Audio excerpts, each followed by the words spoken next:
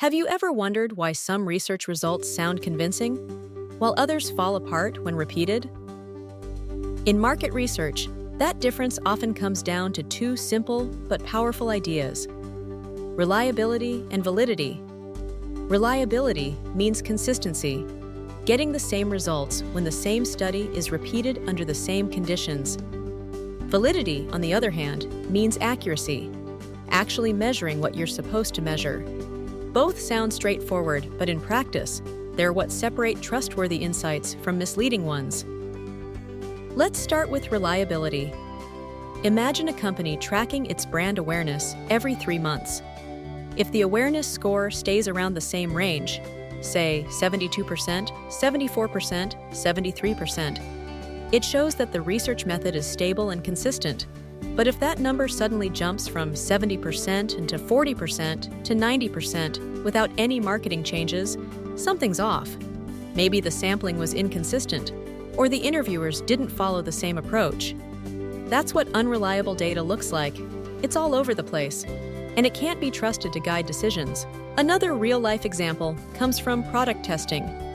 Let's say a snack brand organizes taste tests for a new flavor. If every session with similar participants produces similar taste ratings, it's reliable. But if one group loves it and another group hates it, even though the product and setup are identical, that inconsistency might point to something wrong with the testing conditions. Maybe the samples were served at different temperatures, or the instructions weren't clear. Reliability is about controlling all those factors so the results don't swing wildly. Now, validity is a bit trickier. It's not about how steady the numbers are, but whether those numbers actually represent reality. Think of it this way: a bathroom scale that always shows your weight 5 kilograms heavier is reliable, but not valid. It's consistent, just not accurate. In research, the same thing happens when the questions or methods don't measure what they're meant to. Take a hotel chain that wants to measure guest satisfaction, but only asks, "Did you enjoy your stay?" It might get similar answers every time. That's reliable, but it's not valid.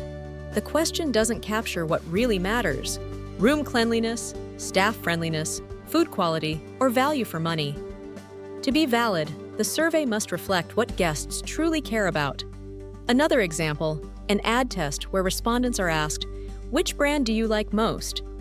might show consistency across groups, but it's not valid if the goal was to measure recall. That question measures preference, not memory. For validity, the question should ask, "Which brands do you remember seeing?" The difference may sound small, but it completely changes the meaning of the data. Here's the interesting part. A study can be reliable without being valid, but it can't be valid unless it's reliable. You can repeat a wrong measurement over and over and get the same wrong result.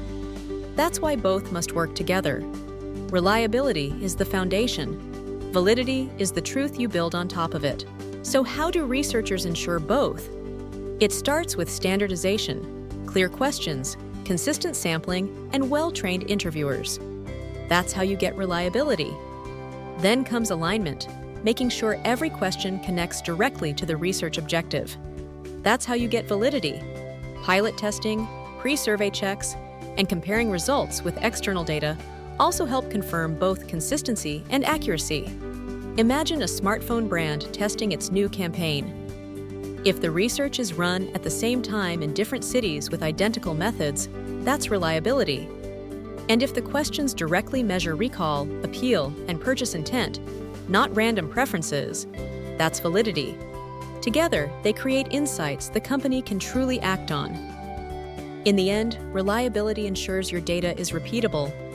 Validity ensures it's real.